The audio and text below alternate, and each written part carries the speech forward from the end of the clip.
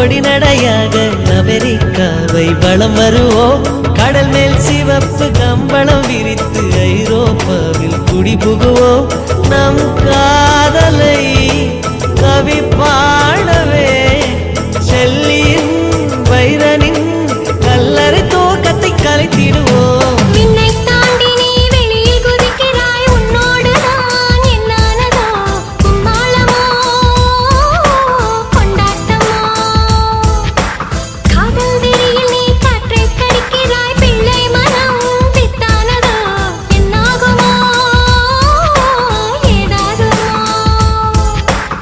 வாடை காற்றுக்கு வயசாச்சு, வாழும் பூமிக்கு வயசாச்சு.